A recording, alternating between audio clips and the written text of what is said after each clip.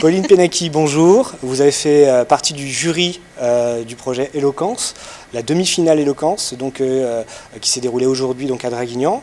Vous êtes accompagné de Mathieu Carelli, qui représente le dossier VAR, on va dire.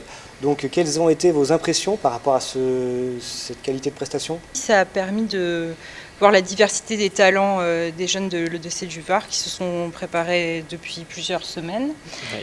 Ça a été très difficile de faire un choix, puisqu'en tant que jury, on a tous eu des petits coups de cœur qui nous touchaient pour des raisons peut-être plutôt personnelles et émotionnelles. Et on a choisi ensemble de plutôt privilégier la qualité du discours du stagiaire qui arrivait à s'exprimer de la manière la plus fluide et qui portait en plus un message qui nous semblait vraiment important, puisque souvent il parlait des émotions et souvent on a du mal à mettre des mots sur les émotions et ça cause beaucoup de problèmes et de problématiques, et c'était ça cette thématique, donc elle nous a semblé particulièrement importante.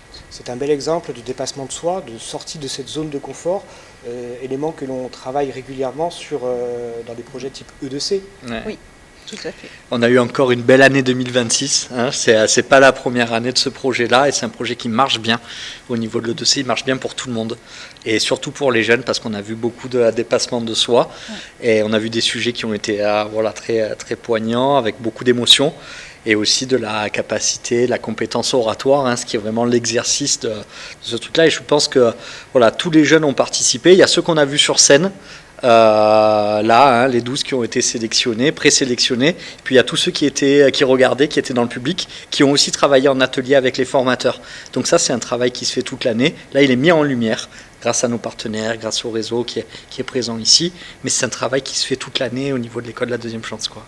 On compte tous finalement sur Houssine, qui va porter haut nos couleurs, les couleurs du Var, pour cette finale qui sera à Marseille. Donc on sera tous derrière lui. Donc j'espère vous y voir avec nous. Tout à fait. Donc, on y sera, ouais. Merci. Merci.